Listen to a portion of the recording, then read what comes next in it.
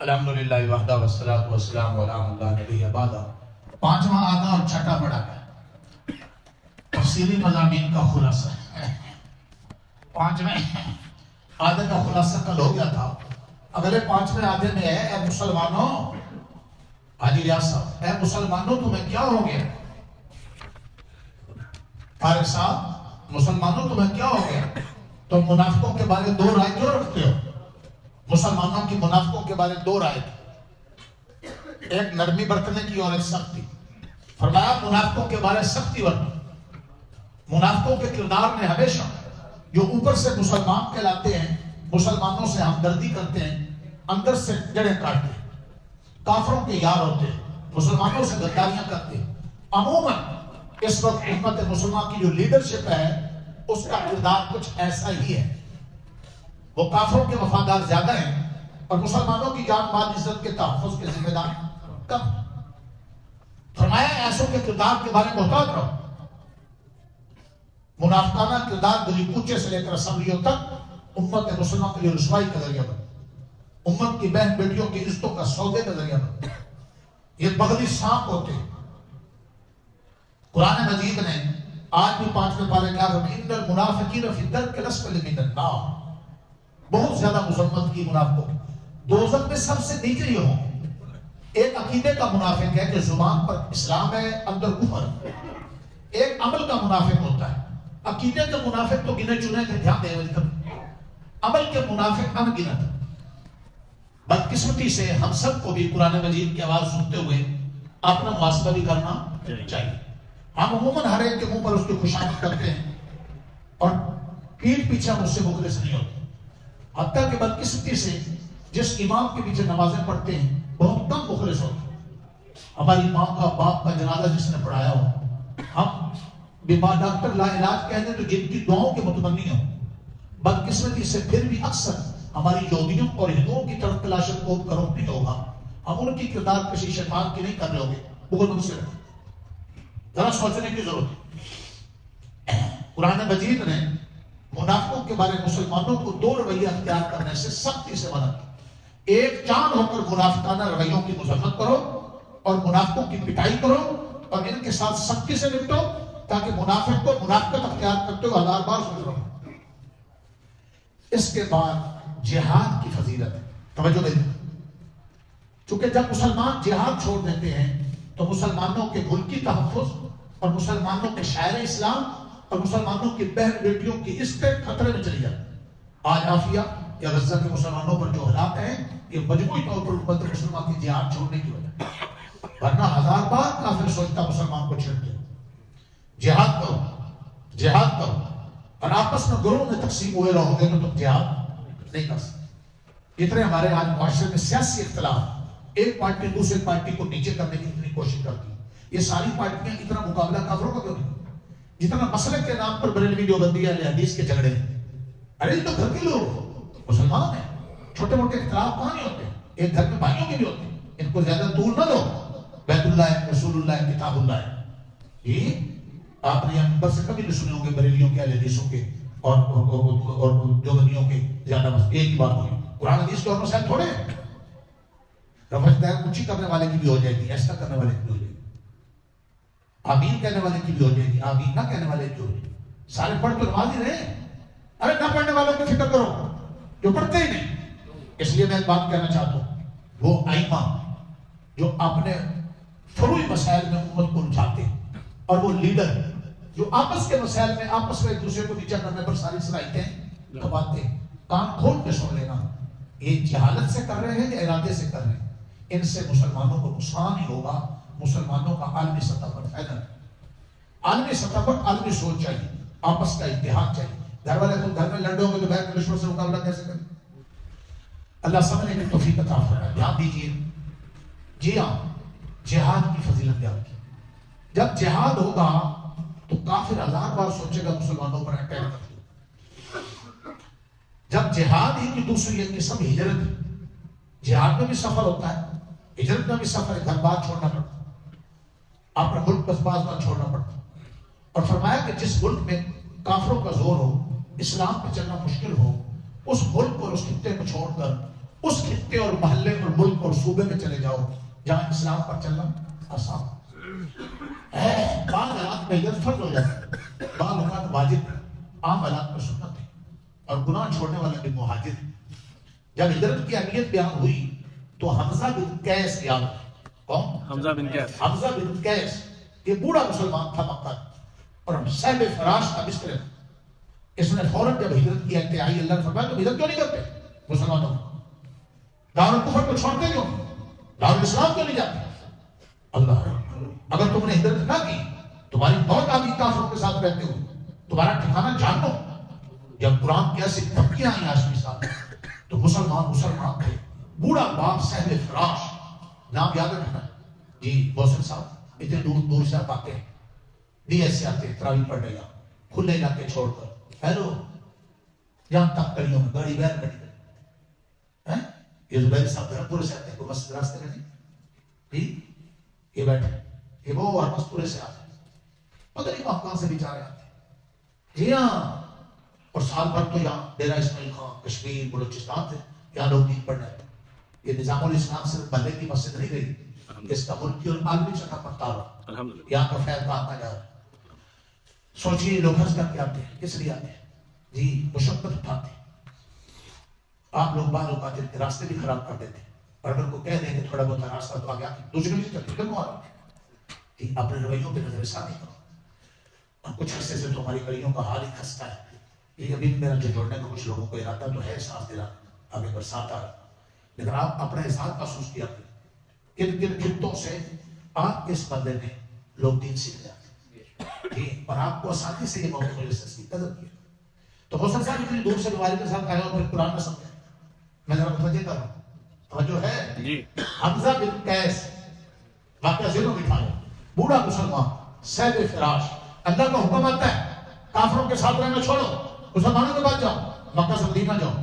انہوں نے بیٹوں کو کہا میں ایک رات بھی مکہ میں نہیں گزاروں گا، چل سکتے نہیں اللہ کا حکم آنے کے بعد، مجھے چارپائی پہ ڈالا، میں نہیں ایک رات گزاروں گا یا مکہ میں سب کافروں کی حکومت دارالکفر، ابھی مکہ فتح نہیں ہوا، چارپائی پہ ڈالا بچوں نے، اور مکہ سے لے کر نکلے، ابھی مکہ کی آبادی سے باہر ہی نکلے تھے بہت۔ قرآن نے کہا تھا کہ اگر تم کافروں کا ساتھ نہیں چھوڑو گے اور ہجرت نہیں کرو گے، اور اے مسلمانوں تمہاری موت آ گئی، تمہارے لیے عذاب۔ اس قسم کی کیفیت ہماری ہونی چاہیے کہ اللہ کی دھمکیاں، اللہ کے ڈراوے ہمارے دلوں کا کسر ہے، اور ہم قرآن کو سمجھیں۔ اللہ اکبر کبیرہ۔ تو جب جہاد آپ کریں گے اور ہجرت کریں گے تو جہاد اور ہجرت میں سفر کرنا پڑتا ہے، بولو سارے چپ سے، جہاد اور ہجرت میں سفر کرنا پڑتا ہے۔ تو جب سفر کرو گے تو سفر کی نماز، سفری نماز بھی بیان کر رہے ہیں۔ ہر وہ سفر جس وطن اور ملک اور صوبے سے آپ نکلنے لگے ہیں اپنے شہر سے، جب اس آبادی سے آپ باہر چلے جائیں اور آپ کی مسافت کم سے کم 48.5 میل ہو، 78 کلومیٹر کا وہ دیش، اتنی دور آپ جا رہے ہیں، تو راستے میں جو نماز بھی آئے گی، ہر 4 وقت کی نماز آپ 2 پڑھیں، سنت اور واجبات ادا کریں، بس یاد رکھیں۔ اور اگر آپ گھر سے نکل چکے ہیں لیکن اس شہر کی آبادی کے اندر ہی آپ کو اسٹیشن پر، لاری اڈے پر، ہوائی جہاز اور یہ چیزیں اگر شہر کی آبادی کے اندر ہو اور وہاں نماز پڑھنی پڑ جائے تو پوری پڑھیں، بس ہم سمجھ رہے کیا پڑھیں؟ پوری پڑھیں۔ اور اگر یہی اسٹیشن، لاری اڈے، آرام گاہ، فلاں فلاں یہ شہر کی آبادی سے باہر ہوں، بعض شہروں میں باہر ہوتے ہیں، وہاں آپ کو انتظار میں کوئی نماز پڑھنی پڑے تو قصر کریں۔ قصر کا معنی کیا ہوتا ہے؟ ہر 4 رکعت والی فرض نماز کو 2 رکعتیں پڑھیں، مغرب کی 3 ہی پڑھیں گے، صبح کی 2 ہی پڑھیں گے، وتر اور سنت موقع حتی الوسطی ادا کریں گے، نہیں چھوڑیں گے سفر میں، اللہ یہ کہ ریل گاڑی میں اور ہوائی جہاز میں آپ نماز پڑھ رہے ہوں، یا گاڑی کوئی عام سواریوں والی اور لاری اڈے پہ اسٹیشن پہ رکی ہے اور 2-4 منٹ رکی سے آگے چل جانے کا خطرہ، تو ایسے موقع پر آپ فرض پڑھ لیں، سنتے چھوڑ لیں تو گناہ نہیں۔ لیکن اگر آپ کی اپنی سواری آپ 2-4 دن ہے تو مسافر، لیکن سفر میں آپ رکے ہوئے ہیں تو وہاں سنت موقع پڑھ دیں۔ بہت غلط فہمیوں میں لوگ شکار ہیں، سفر کی نماز کا بھی حکم بدلا نہیں، یہ کثرت کا لوگ کیا ہے۔ جب آپ جہاد کریں گے اور ہجرت کریں گے تو دشمن سے مقابلہ بھی ہوتا ہے اور خطرہ ہوتا ہے کہ آپ نماز پڑھنے لگے تو دشمن آپ پر اٹیک نہ کر دے۔ ایسے موقع پر جو نماز پڑھی جاتی ہے اس کو صلاۃ خوف کہتے ہیں۔ جہاں خوف کا خطرہ ہو اس نماز کے 18 کا وہ بیش طریقے، سن رہے ہیں 18 طریقے، ان میں سے کسی طریقے سے بھی پڑھ لی جائے، حضور پاک صلی اللہ علیہ وسلم کے ہوتے ہوئے یا آپ جیسی کوئی مقبول ایسی خصوصیت ہو کہ سارے لوگ اس کے پیچھے نماز پڑھنا چاہتے ہو. تو ایسے موقع پر یہ ہے کہ سفر میں عموماً چونکہ کثر ہوتی 2 رکعتیں ہوتی تو وہ 2 رکعتیں شروع کرے گا امام. ایک کافر دشمن کے سامنے پوزیشن سنبھال لے, ہتھیار لے کر کھڑا ہو جائے دشمن کے سامنے تاکہ دشمن غافل سمجھ کر اٹیک نہ کرے, اور آدھے لوگ امام کے پیچھے 1 رکعت پڑھ لیں. وہ 1 رکعت پڑھ کر سلام پھیرے بغیر دشمن کے سامنے چلے جائیں, اور دشمن کے سامنے جو کھڑے ہیں وہ آ کر اس امام کے پیچھے 1 رکعت پڑھیں. اب آنے والوں کی یہ پہلی رکعت ہوگی اور امام کی دوسری ہوگی. مسئلہ سمجھے, یہ آنے والے مسبوق ہوں گے, یہ 1 رکعت امام کے پیچھے پڑھیں مسبوق کی طرف جو بعد میں آ کر شامل ہو. امام کی 2 پوری ہوگی, امام سلام پھیر دے گا. اب یہ چلے جائیں گے, پہلے آ جائیں, پہلے آ کر پہلی رکعت جو پڑھیں گے ان کی پہلی رکعت تو امام کے ساتھ ہوئی تھی, سمجھ رہے, وہ دوسری میں قرات نہیں کریں گے. وہ پھر چلے جائیں گے 2 پوری کر کے سلام پھیر کر پھر یہ آ جائیں گے, اور انہوں نے دوسری رکعت امام کے ساتھ پڑھی تھی پہلی رہ گئی, یہ آپ اس کو ادا کریں گے. اس طریقے سے ہر اس امام کے پیچھے جو حضور پاک صلی اللہ علیہ وسلم جیسی ہستی کہ سارے لوگوں کا دل چاہتا ہے آپ کے پیچھے نماز پڑھنے کا, اس لیے یہ طریقہ بھی جائز, کل بھی تھا آج بھی جائز.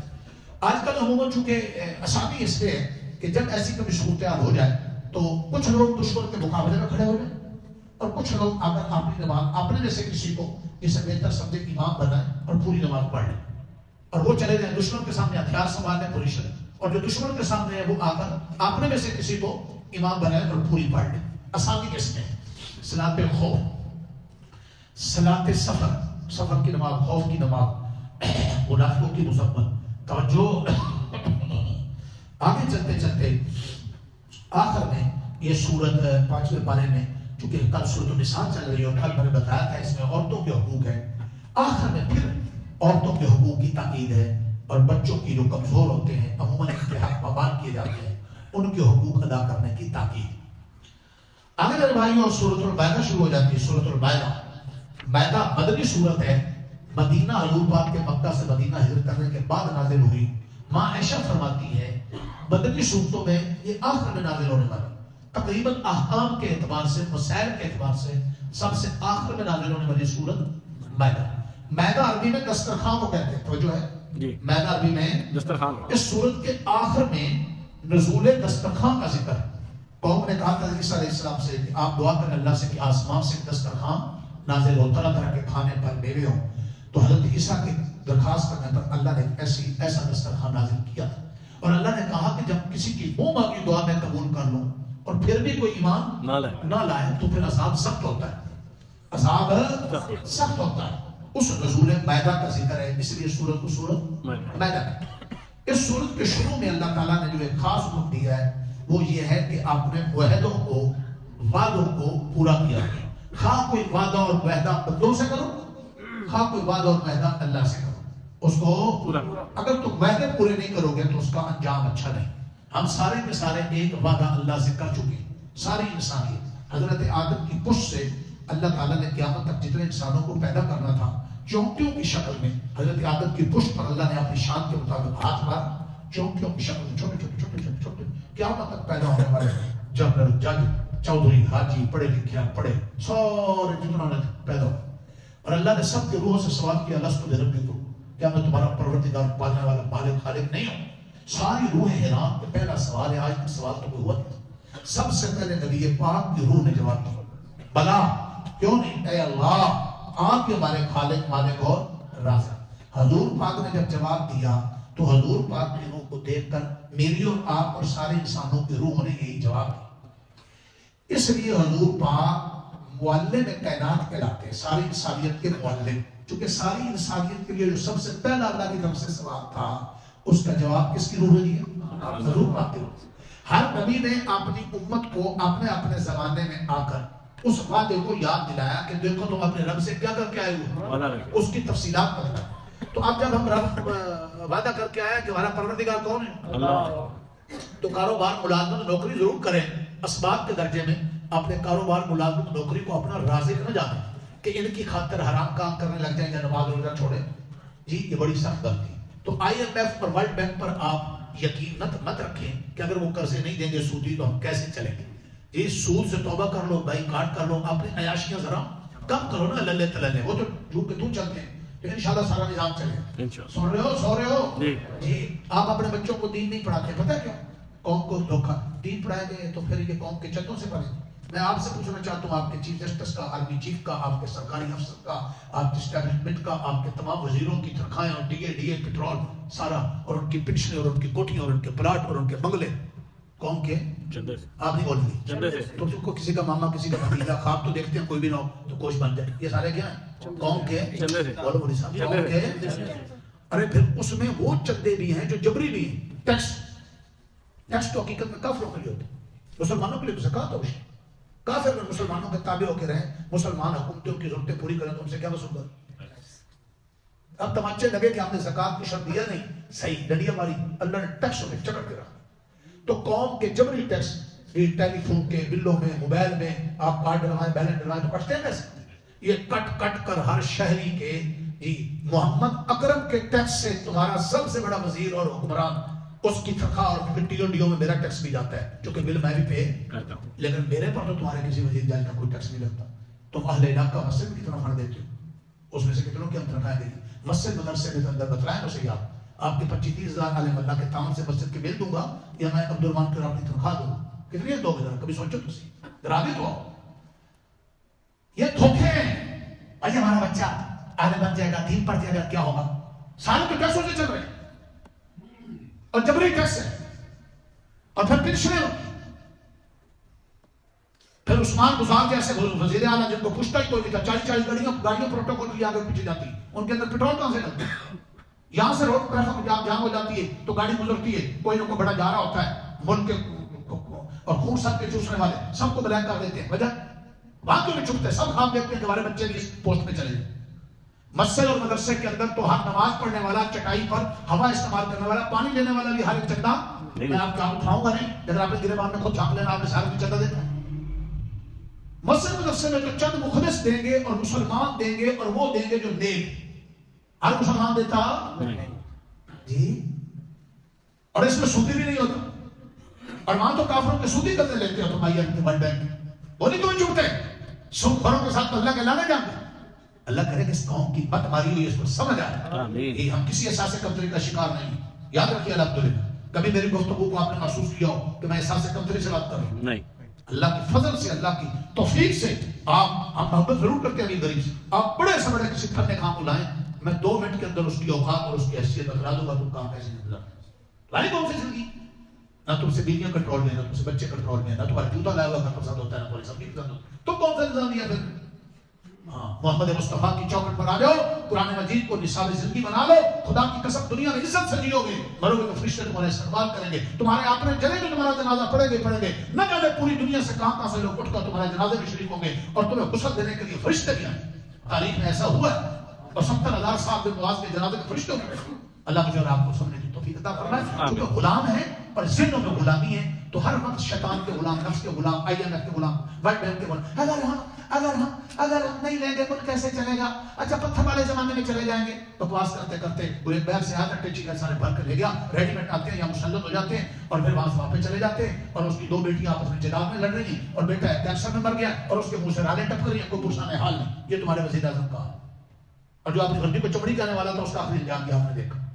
اللہ کرے کہ ہم سمجھیں. ہم کسی کا دشمن نہیں ہے. قرآن کی بات، حق سچ کی بات پوری جرأت کے ساتھ سمجھانا ضرور چاہتے ہیں. اللہ کا پیغام ہے، کسی دباؤ کے ساتھ بیان نہیں ہونا چاہیے. صحیح ہے. اور ملے گی ہدایت کرنے کو جو چاہیں گے دعا مانگتے اور رمضان کی گھڑیاں قرآن کی مجالس سے اللہ ہمیں ہدایت عطا فرمائے. اللہ ہماری نسلوں کو ہدایت عطا فرمائے. اللہ مسلمان حکمرانوں کو ہدایت عطا فرمائے. اللہ مسلمانوں کی لگام جن قوتوں کے ہاتھ میں ہے، جو مسلمانوں کے وسائل پر قابض ہیں، جن پر بہت بڑا بجٹ صرف ہوتا ہے کہ مسلمانوں کی جان مال عزت کا تحفظ وہ کریں گے اور وہ مسلمان شہریوں کو بھیڑ بکری کی طرح پکڑ کر جب دل چاہتا ہے امت کی بیٹی کافر جیسے کہ سودے کر دیتے ہیں. اللہ سے دعا کیا اللہ ایسے قابضوں سے اور ایسے ظالموں سے قوم کو رہائی نصیب آمین اور ان کے دلوں پہ چوٹ لگا. اللہ تعالیٰ نے جھجھوڑا. وعدے پورے کرو. سب سے پہلا وعدہ کس سے؟ آج تو میدہ بیان کرو. میں بیان نہیں کیا ہوا، میں اپنے مضمون میں ہوں. سورہ میدہ کی پہلے پیشانی اور صفحے پر کیا ہے کہ اللہ سے کیے وعدے، بدلوں سے کیے وعدے. پاکستان بنا تھا تمہارے بڑوں نے لاکھوں انسانوں نے قربانیاں دے کر ایک اللہ سے وعدہ کیا تھا. بہت یاد ہے. اور پاکستان بنانے پاکستان پر بھی لکھا ہوا تھا، جگہ جگہ لکھا. پاکستان کا مطلب لا الہ الا اللہ. پاکستان کا مطلب لا الہ الا اللہ. کیا ہے؟ یہ اسلام کی بنیاد ہے، ملک کی بنیاد ہے. اللہ کا کوئی حکم ٹوٹے گا پاکیزہ نبی کا کوئی طریقہ اب اس اسلام کو سمجھنے میں نافذ کرو نا، بازاروں میں نافذ کرو، نافذ کرنے میں خارج کیوں ہوگی؟ یہ دغا بازی ہے، اس وعدے کی خلاف ورزی ہے، اور اپنے بڑوں کے خون سے دغا اور کر رہے ہیں تو تماچے لگ رہے ہیں۔ اللہ کرے گا واپس آ، کہاں واپس آ؟ اسلام کے نظام پر آ، اسلام کے نظام پر ہے۔ اللہ کہتا ہے وعدے پورے کرو۔ اچھا سنو، کاروبار میں، لین دین میں، معاملات میں، نکاح میں، ہیلو اجارے میں، مزدوری میں، اگر آپس میں کوئی وعدہ کرو تو قرآن کہتا ہے اس کو بھی کیا کرو؟ پورا کرو۔ سورۃ المیدہ پورا کرو۔ اسی طرح سورۃ المیدہ میں حلال حرام کے احکام فرمایا، خنزیر حرام ہے، کتا حرام ہے، بیت خون حرام ہے، مردار حرام ہے۔ مردار ہر اس جانور کو کہتے ہیں جسے شرعی طریقے سے ذبح نہ کیا جائے۔ بکری ہے، اونٹ ہے، گائے حلال ہے، لیکن اگر آپ نے اس کو شرعی طریقے سے جو رگیں کاٹ دی تھی نہیں کاٹی، یا اس پر بسم اللہ نہیں پڑھی، یا کسی غیر مسلم نے ذبح کر ڈالا، قربانیاں کرتے ہوئے عیسائی کا خیال کیا کرو، کسائی مسلم ہونا چاہیے، اور ان کو ذبح کرنے کا طریقہ دیا ہے۔ اگر شرعی طریقے سے ذبح نہ ہوا تو وہ کیا ہو جائے گا؟ مردار، اور مردار بھی حرام ہے خنزیر کی طرح۔ اسی طرح مما اہل بہ لغیر اللہ کا کھول کر سننا خاص بات، ہر وہ جانور جو اللہ کے غیر کے نام پر ذبح کیا گیا، ہر وہ جانور، بولو، بکری ذبح کرنے لگے کسی پیر صاحب کا نام لے لیا یا کسی پیغمبر کا نام لے لیا، ذبح اللہ کے نام پر ہو، دل میں بھی کون ہو؟ اللہ۔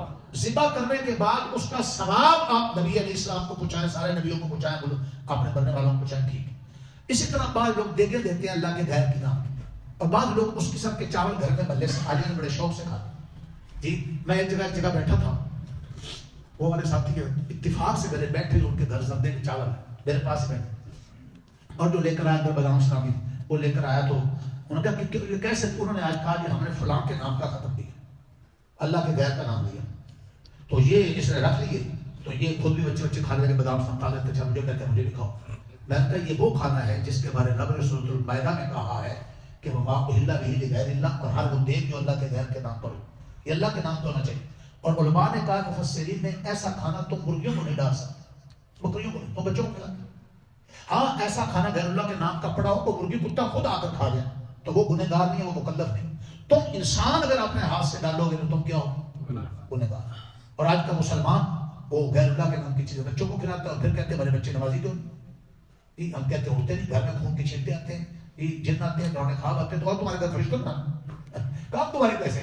اسلام تو سیکھتے نہیں، کرتے اللہ اصلاح فرمائے۔ جب بھی کوئی چڑھاوا دے رہا ہے، چھترا دے رہا ہے، بکرا دے رہا ہے، کس کے نام؟ اللہ۔ دیر دینی کس کے نام؟ اللہ۔ دل میں بھی ہو کہ اس عمل سے کون راضی؟ اللہ۔ اب اس کا ثواب آپ نبی پاک صلی اللہ علیہ وسلم، سارے انبیاء، اولیاء، مسلمان والدین، اساتذہ اپنے پیاروں کو پہنچائیں، بالکل برحق۔ اللہ سمجھنے کی توفیق۔ یاد رکھیے احکام بیان ہوئے۔ سیدنا فاروق اعظم کہتے تھے اپنی عورتوں کو سارا قرآن پڑھاؤ، نہیں پڑھاتے تو کم سے کم سورۃ نور پڑھا دو، اس میں شرم و حیا کے احکام بہت زیادہ۔ عورتوں کے لیے شرم و حیا بہت بڑا زیور ہے، زینت۔ اور اپنے مردوں کو اور کچھ بھی ایسا پڑھاتے تو کم سے کم سورۃ المیدہ ضرور پڑھا، چونکہ مرد کے ذمہ کمانا ہوتا ہے، کاروبار ہے، بزنس ہے، حلال حرام، تو اس کے لیے احکام بہت زیادہ ہیں۔ اس صورت میں اللہ تعالیٰ نے یہ احکام، اللہ کا انعام، اور ایک خاص نعمت کا بھی ذکر ہے۔ اللہ فرماتے ہیں اس عید کا ذکر ہے جس کے بارے یہودی کہتے تھے اگر ہماری کتاب میں ہوتی تو اس دن ہم عید بناتے۔ وہ عید حضرت نبی پاک پر میدان عرفات میں حج کے موقع پر 9 ذی الحجہ عرفے کا دن بھی تھا اور جمعے کا دن بھی تھا، جس کو حج اکبر بھی کہتے ہیں۔ اس دن میں اللہ کے رسول پر وہ عید نازل ہوئی، الیوم اکملت لکم دینکم واتممت علیکم نعمتی ورضیت لکم الاسلام دینا۔ اس عید کو ذہن میں رکھنا۔ اللہ نے فرمایا اے میرے نبی، اے مسلمانوں، میں نے تمہارا دین مکمل کر دیا، اور میں نے ہمیشہ کے لیے تمہارے لیے جو دین پسند کیا وہ دین اسلام، کہ تم اسلام پر جیو، اسلام پر مرو۔ یہ وہ عید تھی جس کے بارے یہودی حضرت عمر کو کہنے لگے ہائے اتنی عظیم عید ہماری کتاب میں آتی تو ہم خوشی میں عید مناتے۔ حضرت عمر نے جواب میں کہا ہماری اس دن 2 عیدیں تھیں، ایک جمعے کا دن تھا اور عرفے کا دن تھا۔ سورۃ المیدہ کی عید ہے، سورۃ المیدہ کی عید ہے۔ توجہ۔ اس کے علاوہ اس میں اور بڑی نعمتیں ہیں کہ ان نعمتوں پر شکر ادا کرنے کے لیے تمہیں چاہیے کہ اللہ سے مناجات کرو، اور اللہ سے مناجات دعا کے ذریعے اور نماز کے ذریعے ہوتی ہے۔ اس کے لیے پاکی چاہیے۔ پاک ہونے کے 3 طریقے ہیں۔ نمبر 1 بھٹی صاحب غسل، نمبر 2 وضو، نمبر 3 تیمم۔ جلدی جلدی فرض یاد رکھ لینا۔ غسل فرض ہو تو 3 باتوں کا لحاظ، کلی کی جائے، ناک میں پانی ڈالا جائے نرم ہڈی تک۔ روزے کی عادت ہو تو نرم ہڈی میں نہیں ڈالنا ہے، ناک میں پانی اوپر کھینچنا نہیں، روزہ نہ ہو تو کھینچنا نہیں ضروری، اور پورے جسم پر ایک بار پانی باندھنا، یہ غسل کے 3 فرض۔ وضو کے 4 فرض، پورا چہرہ دھونا، پورے ہاتھ کونے سمیت دھونا، اور سر کا چوتھائی کا مسح کرنا، اور دونوں پاؤں ٹخنوں سے دے دینا۔ فرق. اور اگر وضو پر اور غسل پر تم قادر نہیں پانی نہ ہونے کی وجہ سے یا بیمار ہو بیماری کی وجہ سے تو اس کا نائب تیمم ہے. تیمم کے 3 فرض ہیں. پاک مٹی میں ہاتھ مارو ایک بار اور اس کو جھاڑ کر اپنے پورے چہرے پر پھیر دو دوسری بار, اور دونوں ہاتھ کوہنیوں سمیت ایک بار بس کر لو. یہ غسل کا بھی کیا مقام ہے, وضو کا مقام. اس میں نیت فرض ہے. تیسری چیز غسل وضو میں نیت سنت ہے. سورۃ المیدہ میں اللہ تعالیٰ سے ملاقات, نماز پڑھنا اور دعا مانگنا, اس کے لیے پاک ہونا چاہیے جی نماز کے لیے. تو پاکی کے یہ 3 طریقے ہیں, غسل, وضو, تیمم. یہ بھی اللہ تعالیٰ کا اعلان. اللہ فرماتے ہیں میں نے تمہارے لیے پاک ہونا پسند کیا. اللہ فرماتے ہیں میں تمہارے لیے آسانی پسند کرتا. جو دین میں نے تمہارے لیے مقرر کیا اس میں تمہاری بڑی رعایتیں ہیں. اے میرے بندو خیال کیا. اس کے علاوہ سورۃ المیدہ میں کچھ قصے بھی دھیان. سیدنا آدم کے 2 بیٹے تھے, عبدالوہی صاحب, ایک کا نام قابیل تھا اور ایک کا نام حابیل تھا. کل آپ نہیں تھے, میں آدمی رکھتا ہوں. جی توجہ ہے, توجہ بتلا دیا میری یاد دیکھنا کیسے.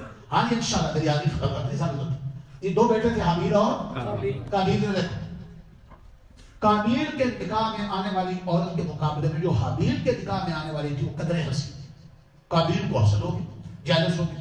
قابیل نے اپنے سگے بھائی حابیل کو قتل کر. یہ انسانیت کا پہلا قتل تھا. قتل تو کر ڈالا, اب لاش کو چھپانا نہیں آتا. اللہ نے کوے کو بھیجا اور اس نے مرے ہوئے کوے پر مٹی کو ریت کر ڈالی.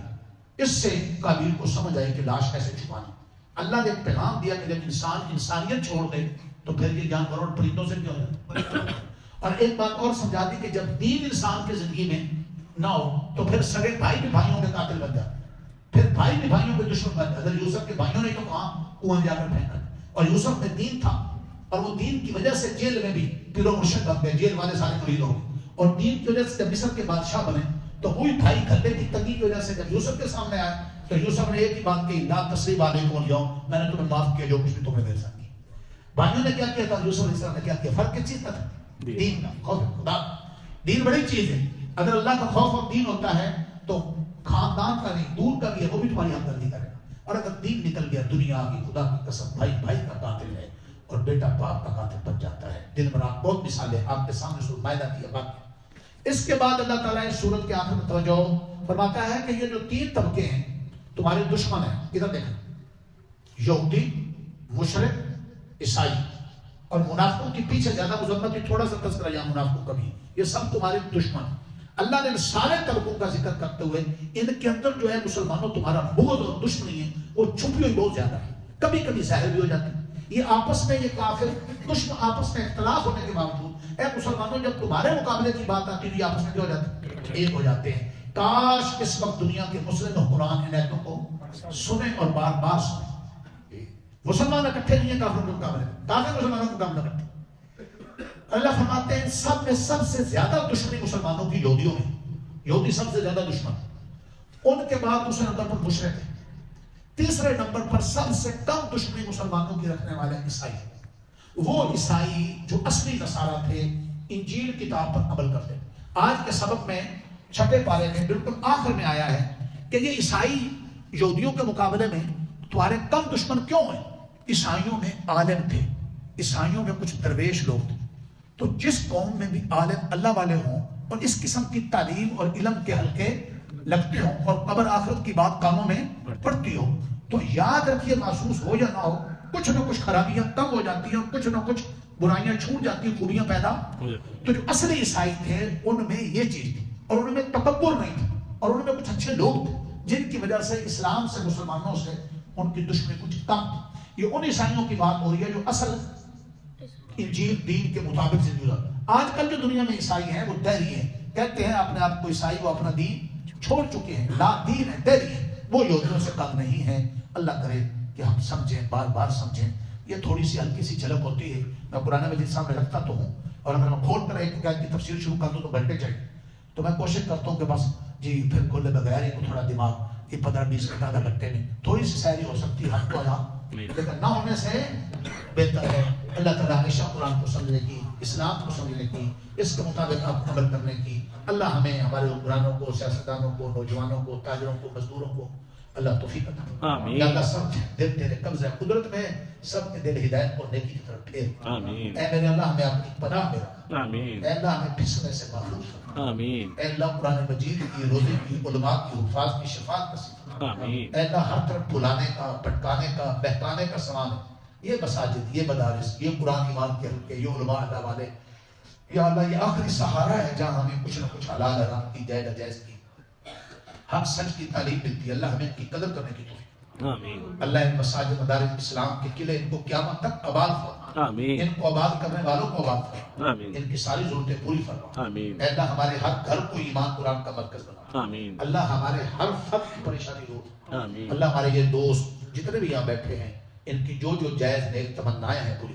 فرما پریشانیاں دور فرما اے میرے اللہ دعوت تبلیغ کی جماعتیں مجاہدین اسلام ناموس رسالت ختم نبوت کے چوکیدار پہرے دار مجاہدین اسلام غزہ کے مسلمان یا اللہ سب کی غیبی مدد فرما اے اللہ ہمارے حکمرانوں کو یا اللہ امت مسلمہ کی قیادت جن کے ہاتھ میں لگام ہے اللہ ان کے دل ہدایت و نیکی کی طرف پھیر دے اے اللہ اسلام سے مسلمانوں سے ان کو مخلص کر دے اللہ اگر تیری کوئی حکمت ہے یا اللہ اس میں تو یا اللہ ہمیں ایسوں کو ہٹا کر پھر اچھی قیادت عطا فرما آمین اے میرے اللہ ہمارے والدین اساتذہ نمازی ساتھی دنیا جا چکے بخشے فرما آمین جن بیماریوں میں پریشانیوں میں ہم میں سے جو بھی مبتلا ہر ایک کی پریشانی دور فرما بے روزگاروں کو رزق حلال عطا فرما ربنا یا اللہ جیسے تیرے گھر میں تیرے قرآن کی مجلس میں بیٹھے ہیں ایسے ہی حوض کوثر پر آپ علیہ السلام کے لگے منبر آپ کی نگرانی حوض کوثر پر حضور پاک کا منبر لگے گا حدیث میں آتا ہے آپ کی نگرانی میں حوض کوثر پلایا جا رہا ہو اللہ ہمیں وہ منظر اور وہ مزہ اور وہ اعزاز عطا کر حضور پاک صلی اللہ علیہ وسلم کی شفاعت دے دے آپ میں دامن نصیب فرما آپ اپنی زندگی میں یا اللہ سب غلامیوں کی زنجیر توڑ کر حضور پاک کا سچا پکا غلام بن آمین قبر آخر کی منزل اچھی کر یا اللہ خاتمہ ایمان آمین ربنا تقبل منا انک انت السمیع العلیم جزاکم اللہ خیر